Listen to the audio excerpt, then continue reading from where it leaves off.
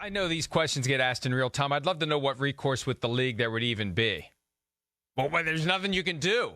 All you can do is complain about it. And the Eagles, to their credit, Peter, they've taken the high road every step of the way. And maybe they understand that we'll just let others do the complaining for us. But whether it's James Bradbury admitting that he held, whether it's, as you said earlier, Nick Sirianni not throwing anyone under the bus, Howie Roseman not complaining about the field conditions, even though it probably did take some of the steam out of their edge rushers. No sacks, a team that could have set the all-time record for regular season and postseason combined sacks, breaking the mark set by the 85 Bears. Are you kidding me? To get no sacks when the field was not ideal, to put it as mildly as possible.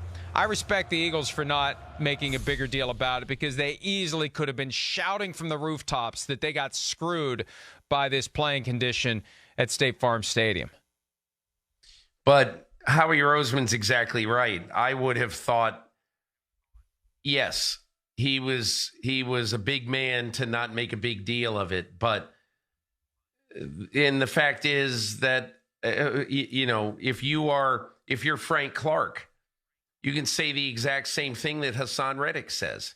He's a bigger physical person, but Frank Clark's a speed rusher too.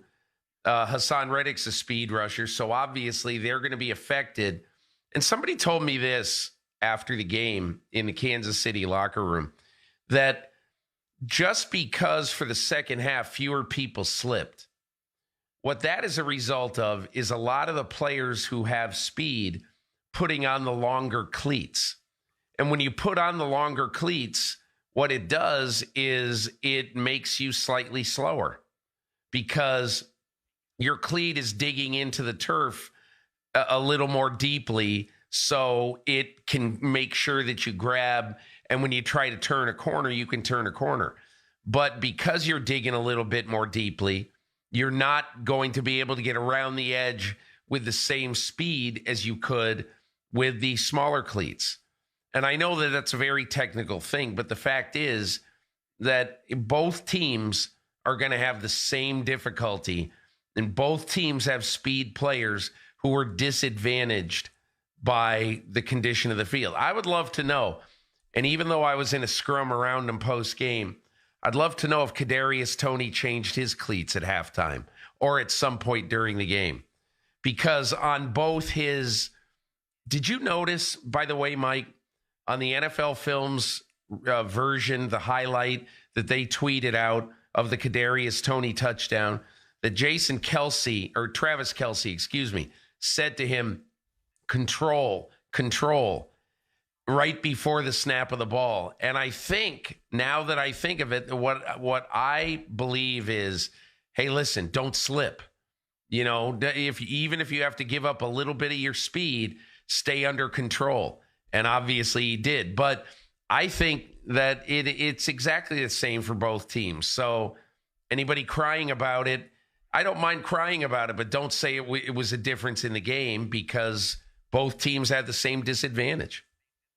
I disagree, though. If one team's pass rush is decidedly better than the other, and one team's offensive line, the Eagles, better than the other, the net difference is greater for the Eagles. It takes more away from the Eagles. Like if you're the Chiefs and say, okay, you know what, we're in this game, we're going to outlaw all quarterback sacks. There will be no quarterback sacks in this game. The Chiefs would have taken that 100 out of 100 times. And the Eagles would have said, no. This is one of our strengths. So the slippery field took away one of their strengths. It neutralized and wiped out and made a wash the two pass rushes, or at least it affected it. So I think it did hurt the Eagles. And I think that makes it even more honorable that Howie Roseman didn't complain about it when he could have, because he could have said what I just said. Hey, look, our pass rush was on an historic pace, and it had its wings clipped by this field condition. They couldn't get around the edge. They couldn't plant. And the other point you made about control, players have enough to worry about. So on top of everything else, they have to be conscious of their footing. They have to think about something they ordinarily take for granted when they're otherwise processing everything they have to do.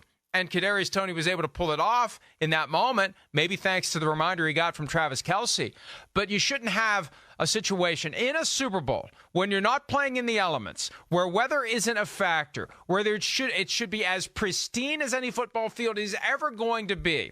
You should not have the players in that game distracted in any way, shape, or form by having to consciously think, I need to make sure I don't slip on this field. That's unacceptable.